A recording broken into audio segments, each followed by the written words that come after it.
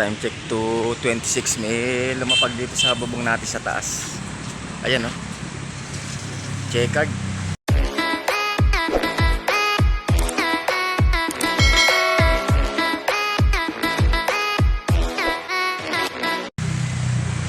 Sino kaya to?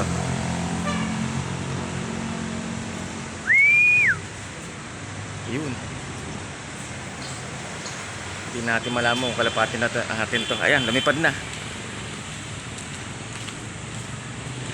Teka muna, check nga natin.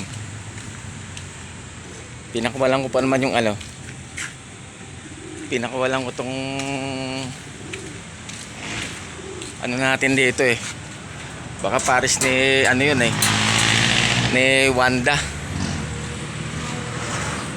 Bakit andyan ka?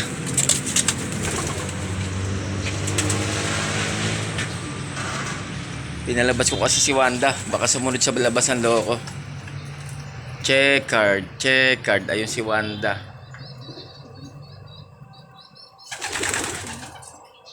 Ayun na nga, ang sinasabi ko ron. Wala nga yung loko.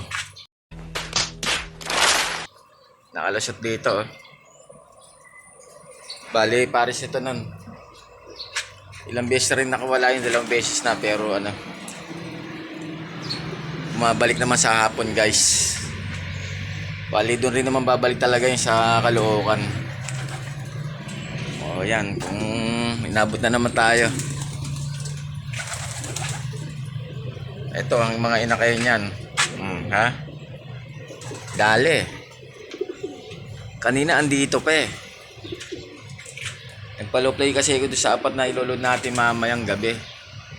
Ito na si Wanda. Pakawalan natin si Wanda para makita ng kanyang jowa. Dahil yung pares nito ay magaling. Nakakalusot dyan, no? Nakalusot na naman ng loko. Yung checkered. Bali ito, nestmate nito guys. So, awit. Kailangan makabalik. Kundi yari naman na tayo sa breeder natin guys. O, lipad. Dun. Ayan, si Wanda guys. Pinakawalan natin. Nung nakarang kasi ay doon. Tumatamba yung checkered na yun pag nakakawala. At ayun nga, sure ball siya na nga yun. Ala dito. Pag bumalik siya ng Caloocan, ala rin naman na rin dahil aso na nga ang kulungan doon guys. May aantabayanan naman tayo hanggang hapon. Ano ba yan? Sakit talaga sa ulo. Ay sus! Napakatalino ng kalapati na yun. A few moments later. Ayun guys yung loko oh. Pupunta ron sa may puno ron oh. Ayun yung checkered na breeder natin nalaglag. Pinakawalan ko si Wanda eh. Ito si Wanda eh oh. Yung asawa niya. Dun! Shh! Alis! Shh! Dun! Shh! Ayan siya. Ayan si Wanda. Dito na lang yan dahil 2 beses na nakawala yan. Nagpupuno-puno lang eh. Tapos pagdating ng hapon eh maano rin naman dito, nagigilid-gilid lang. Meanwhile, okay guys, ayun na yung breeder natin na checkered. Makulit ang pudya. Nakakalabas siya rin sa Sputnik Trapdoor. Ginawa niya na naman. Ay sus Mariosep. Nasa breeder cage na kasi. Inilabas ko pa eh. At pinaronda ko nga si Wanda. Dahil matagal na nga hindi nakakaronda. At kinapaka ko yung inakay nila ay medyo payat ng konti. Tapos ito na iloko ngayon no.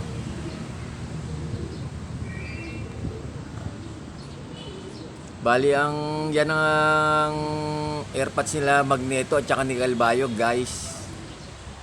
Ayan. Ang alam ko rin yan, tatay rin yan ni Ikang. Yung pipilay-pilay din, galing din Calbayog, kasabayan ni Calbayog mismo. Ayan loko.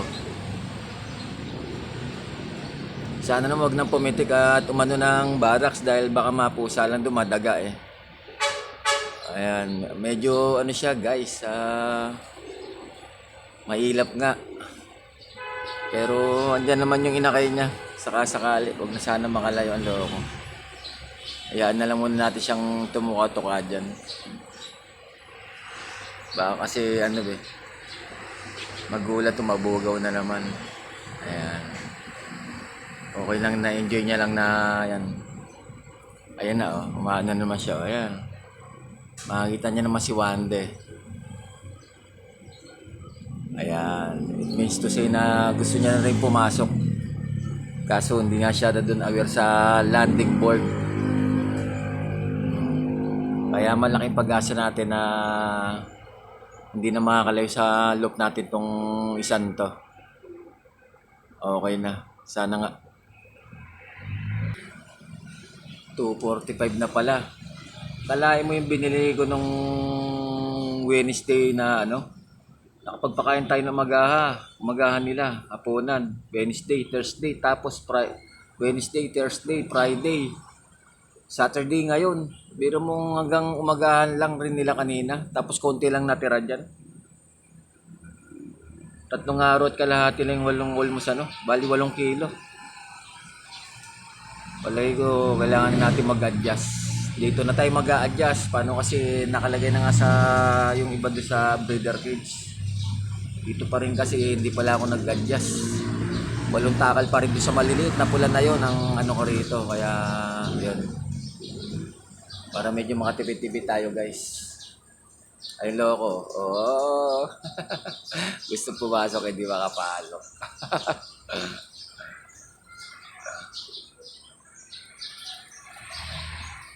Oh, Spider-Man ah. Alang yang, kala ko pa nakapasok na yung Paris. Ito pala si Wanda oh. Nasa likod ko pala, ang loko. Ayan, angat doon, angat. Angat, ayan, umangat na, ayan na, umangat na. Ayun, umangat na. Alright. Yan. Diyan ka lumabas eh. Abay, diyan ka rin pumasok. Sige na. Ayan na siya, guys. Yee, makakapag. May linga-linga na loko. Eh, may inumin dun eh. Pasok na. Sige na. Ayan, nag-a-attempt na siya. Oh. Sige. Ang hirap pag ano eh. I-stickin natin eh. Baka ano. Baka mabigla o ma-stress. Kaya hayaan na lang natin siya kusang ano. Problema, nakita niya na yata rito siya Wanda nanginginain sa labas.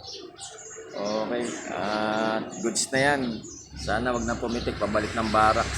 Isang breeder natin guys. Ayan guys.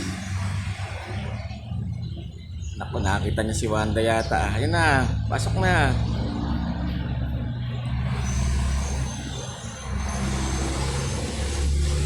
Ay loko eh. Nakadot-dot na eh. Ayan. Pasok na.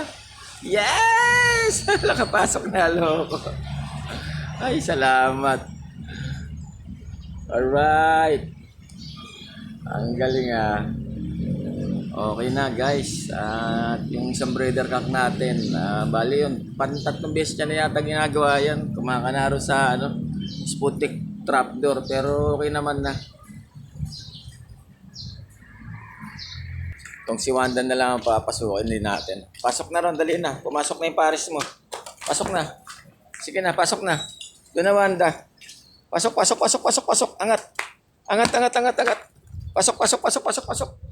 Pasok. Pasok na. Woo! Okay, at nakapasok na nga loko. Aba, may pumapapil sa inakay nyo ah. Ayan siya guys oh. Yung breeder cock natin, oh. Yan. Oh. Naka-pierce ring ni paring Joby yan, oh. Ayan, oh. Bali itong airpads ni Kalbayog. Yung 2 Kalbayog natin, guys. Yan ang tatay, eh. Itong mag-nestmate sila na mag-pares dati. Lockbreed. Tapos kinalas ko na ngayon. Kung saan ka nagpupunta, ito talaga, o ano, nainitan ka lang, no? Okay, tayo na nga. Time check, mag-3 na.